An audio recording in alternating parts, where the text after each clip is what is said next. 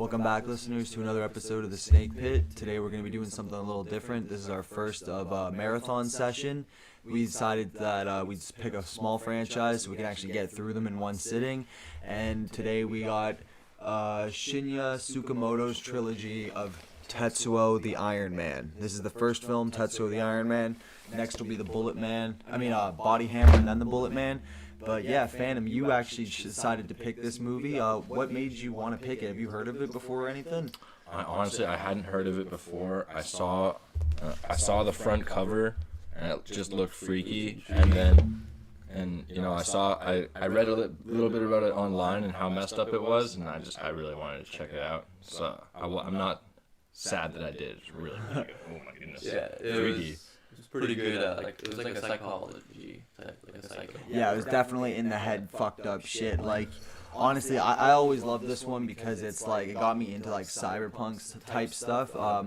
It also it's really cool because it's like elements of different directors I've seen before meshed into its own thing. It felt like at times like a David Lynch movie, specifically like Eraserhead. It felt like fucking an anime at times. It felt like a Cronenberg body horror. Like, it just had so much going on, and it was such a short movie too. It was only like an hour and 7 minutes, but it fucking flew and it was great. We'll give a quick rundown of the plot as best as we can describe it. Basically, the film is about a metal fetishist, and after he inserts some metal into his leg, he goes on the run, like freaks out, and then this guy, the salaryman, hits him with his car, presumably kills him, and then we jump to the next day. The salaryman's shaving, and the metal's growing out of his face, and then what happens from there on out is this nightmare of like noise, industrial like fucking imagery, metal, and the guy just slowly becomes an amalgamation of a metal hybrid kaiju basically by the end of the movie. It just felt like a whole fever dream. Oh yeah, like just unreal as fuck. Like, there's a scene where Buddy's slowly transforming into metal. Like, first it's his arm, then it's his foot, then it's his face, then his fucking dick turns into a giant drill, splits his girlfriend in half with it, and then it's just, he keeps like mutating and melting and shit, and then the guy we thought he killed earlier tracks him down, and this huge like 10, maybe 15-minute fight just ensues in the streets, and that was just fucking great.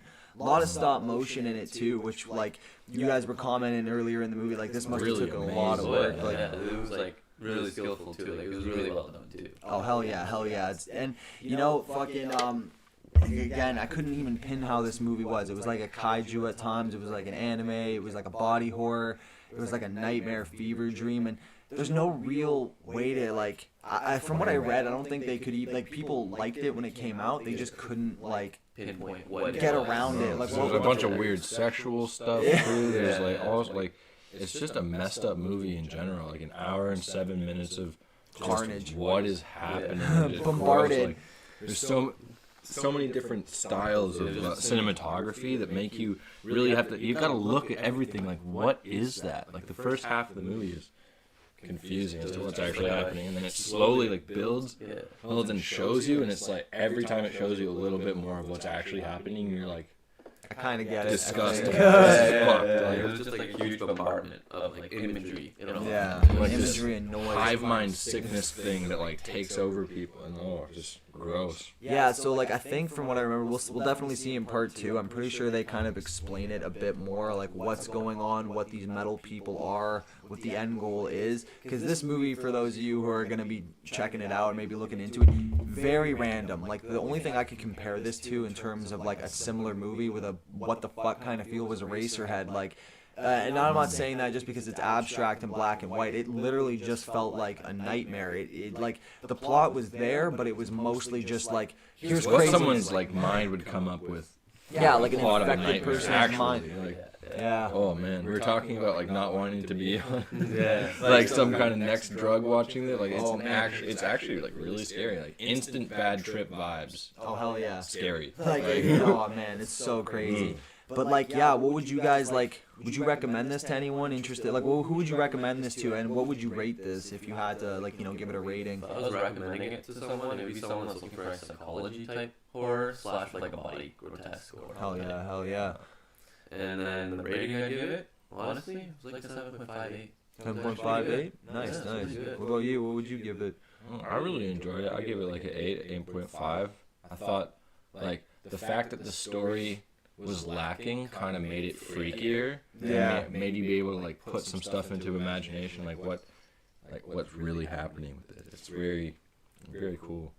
Yeah. I recommend it. I would recommend it to people who really like horror. Because if you don't find, not watching it to like find something interesting, like, oh, this is amazing cinematography, oh, the work that went into this. If you're just gonna look at it and be like, oh, this is gross. Like, this took so long to do on such a low budget, and it's a really impressively made film. And yeah, I'd recommend it to people who love horror. If you don't, you're not gonna enjoy it. Yeah, no, 100%. Like, and I'd have to agree with both you guys. You know, if you guys aren't into surrealist, like abstract horror, this might not be your thing. I'm not trying to say it's an artsy type movie. I mean, it is artistic in its own way. The stop motion was amazing. A lot of effort put into it. I mean, for $100,000 or $130,000, whatever it was made for, it was great. And I would say that this isn't just a horror movie. This kind of transcends it into like the medium of art. I'd say this is, yeah, abstract art at its like most bizarre but awesome. And also, if you like Japanese horror films, this is a must-see. If you're into cyberpunk or like splatterpunk type stuff, that kind of aesthetic, totally gonna be up your alley. You know, if you like black and white, absurd, abstract movies, again, there's just so many boxes this ticks. And you know, if you're gonna go into it thinking it's just too weird, oh, where's my story? Where's like this, that? You know, it's not that kind of a movie. You don't even really need dialogue or a story, and we still followed along. It was great. I think anyone who's interested in filmmaking, anyone who's interested in like twisted shit should check this out. It's definitely a must-see, and I'd probably again have to give it about like 7.5 or an 8. This is a really good movie. At times it can be a little like disjointing and confusing, which I mean will throw a lot of people off seeing it. But yeah, definitely a great start to a trilogy that hopefully gets better as it goes through. And yeah, that was another episode. Hope you guys like and subscribe, and on to the next one. Peace out. Peace.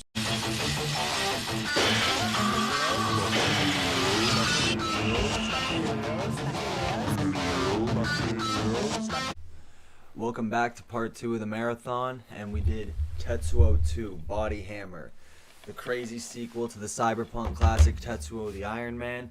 And let's just jump into it. What did you guys think of that sequel? Weird. Mindfuck. Yeah.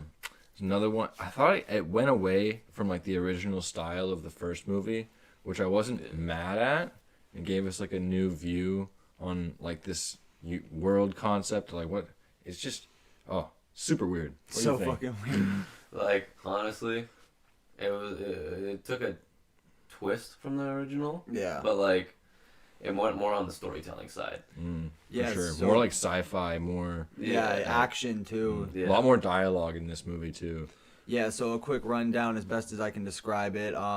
You got a similar salary guy played by the same main character from the first movie. He is walking around Tokyo or some city in Japan with his wife and kid. This clandestine group approaches him. They take his kid, and he gets it back, but then like he instantly starts training, and then the next day the kid gets taken again. This results in the kid getting murdered, and the guy just goes full rage mode, and he becomes like an Iron Man, but different from the first one, whereas in the first movie this guy's an amalgamation of metal. This one focuses more on guns. So we find out there's this cult group of these metal fetishists and this guy making these Iron Men, and they bring him back and they do a bunch of tests on him, and they find the more they aggravate the guy or anger him, the more like he transforms. His whole arm turns into a fucking gun. He's got like a 6-barrel chest gun, and he just starts slaughtering The rage people. of watching his kid get ripped apart and Yeah, thrown yeah. off a building. Holy He just shit. like 7 guns like pop out of his chest and like Holy one on his arm, another one on his arm. It's crazy, great. Oh, Yeah, and cool like, concepts. It just it turns into this whole, like the first movie, a giant brawl with some of these metal fetishists. You find out the main guy going after him is his actual brother. You get some backstory, some dialogue as to why he's the way it is. We won't spoil it because even if we did, it would just be, it's hard to explain. There was just a bunch of weirdness. The dad basically made the 2 kids to be these metal men hybrid things, and it's just fucking bizarre. Like, I got hints of Terminator, The Matrix, like fucking Deus Ex. Like, it's just a cyberpunk. Yeah, it's like a cyberpunk dystopian nightmare. It's just weird. Like, Got a again, little Total Recall too, like the whole like this. the dreams and the fucking like going into like people's heads and Yeah. shit. Yeah. And the main bad guy at the end, like, Oh yeah, when he shoots the cord into Buddy's head, holy fuck. Yeah, so like this movie, man, like it was just so weird. Again, like I don't even know how to properly describe. Like the first one is like you can describe it easily. I mean, it's like a It's nightmare. a head trip nightmare. This one is like So much. It's like a sci-fi movie rolled in with a like action, body horror, fucking like it's even got elements of like I felt like anime. I mean, the company that did this DVD is Manga Live, fucking, which is crazy because when I got this DVD, I thought it was a bootleg. I bought it off Amazon for like $3 and I couldn't find it on this company's catalog. Sure enough, it was official, but like it's such a weird movie, like, but I fucking loved it. I mean, what would you guys rate this? What did you guys think of the effects compared to the first movie? I found the color took away from it, in my opinion. I feel like it could have been a black and white movie and not upgraded the picture, the video quality, and I feel like it would have been better in that way.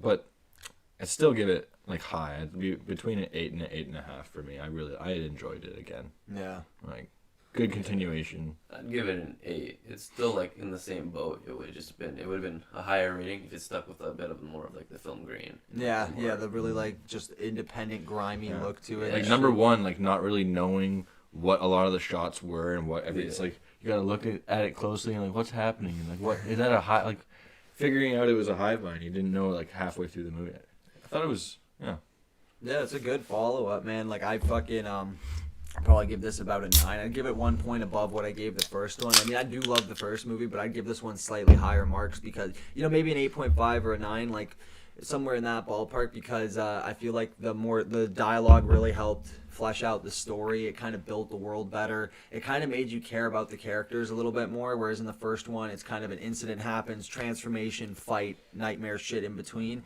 This one had like a character you kind of wanted to see him get revenge. Like there was more, like I said, of a plot structure, so it was easier to follow in some aspects. But even still, like there was some absurdly crazy psychedelic shit throughout, which like throws off the story. Like you think it's going one way, and then oh no, it's not a body horror movie. Now it's a kaiju film. Now it's like a fucking like, you know what I mean? It just kept switching, and I loved it. I loved how it just kept me like wondering and guessing where it was gonna go. So for that, I'd probably give it like a 0.5 higher than the last one, so about 8.59. Definitely recommend it to anyone who's into cyberpunk type, you know, dystopian, anarchistic, like action horror shit. You don't even know if that's like a fucking category, but like action horror, like if you're into that shit, this one delivers. Like I said, more guns in this one. It's not like the body amalgamates into a bunch. I mean, it does do that, but it's more like shooting instead of just like fusing and consuming and destroying that way. And I don't know, I just thought it was cool as fuck. The color did kind of take away from it. Like this isn't a very good transfer. Like I know there's Blu-rays out there that probably look a million times better than this, but I noticed there was like kind of like a black hazed bar kind of at the top every time it would go into like an orange kind of color, which I mean that kind of threw it off a bit. It was kind of hard to tell what was going on. But in the color department, the thing I did like was the intense blues. That fit the vibe of the movie really well. Like that really blue and white almost like tint to everything. That was cool. But yeah, that's Tetsuo 2 Body Hammer. And from all of us so far, that's a recommend on the first 2 in this series. Let's hope part 3 holds up, but I have a suspicion it won't. See ya. Peace.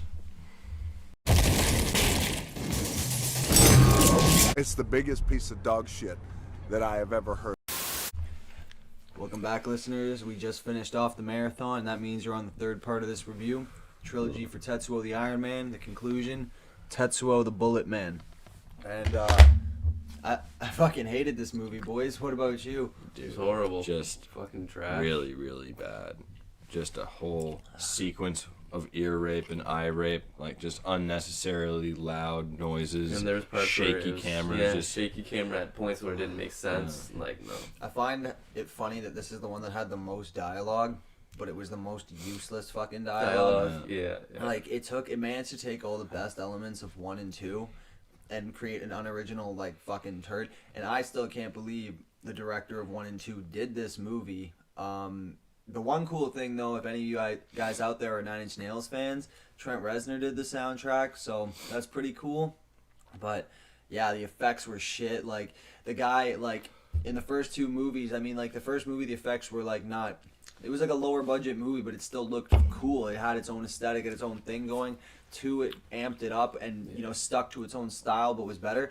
I swear to God, it just looked like a guy who looked like he was in half blackface and half looking like fucking Megatron, yo. It was just shit. It was like and the voice changer thing, horrible. Like they just.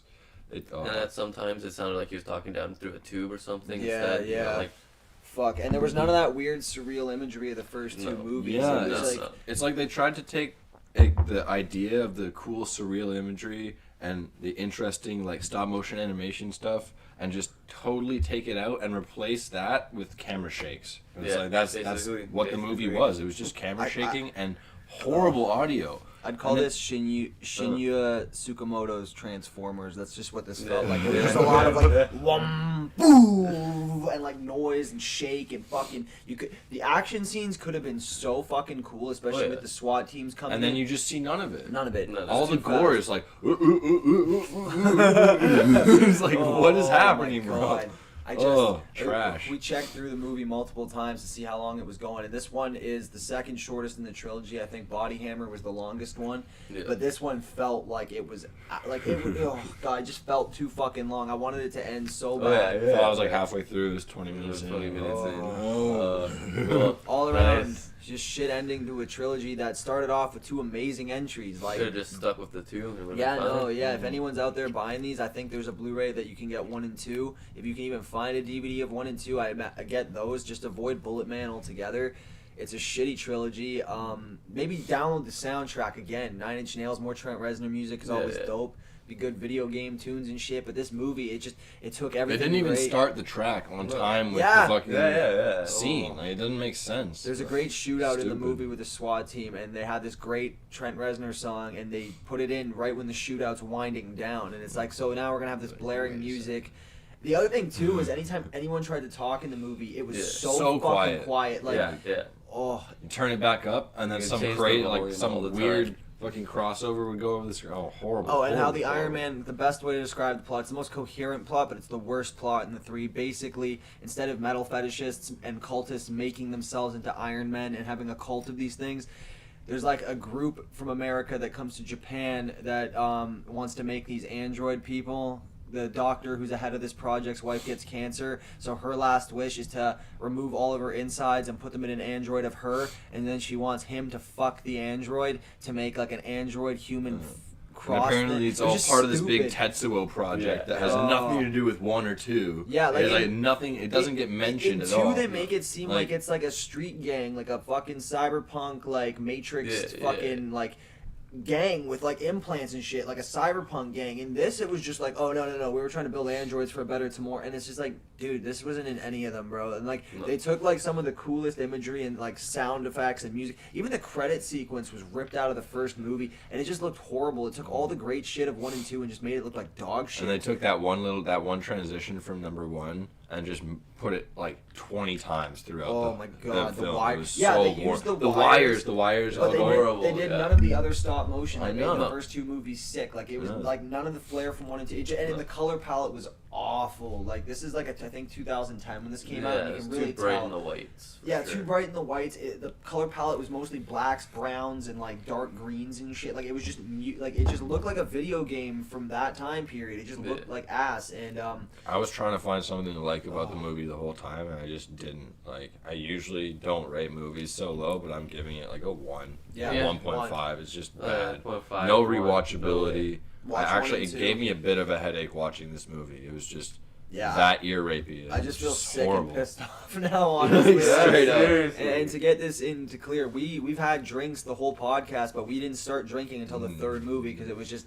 that fucking bad. Like we had to do it to make it somewhat like entertaining. And I mean, there was some funny shit like at the end when he kills the main villain, and he's like, "You don't want me inside of you," and I was like, "Bro, what?" Like, oh yes, I do. And it fucking sucks. It's like, what is that? We get a serious plot point. And what makes no sense, a nuclear like, explosion just fucking happened, and this guy's right next to it. He's totally fine. I don't know if they were trying to show what he could have done with his powers, but like I don't even know. It was just makes a no big sense. fucking It made no confusing sense. mess. Like the end was like. And I'm only giving this a 1 because of the soundtrack. Other than that, this movie would get a fucking 0. Yeah, from 0 from me. It was.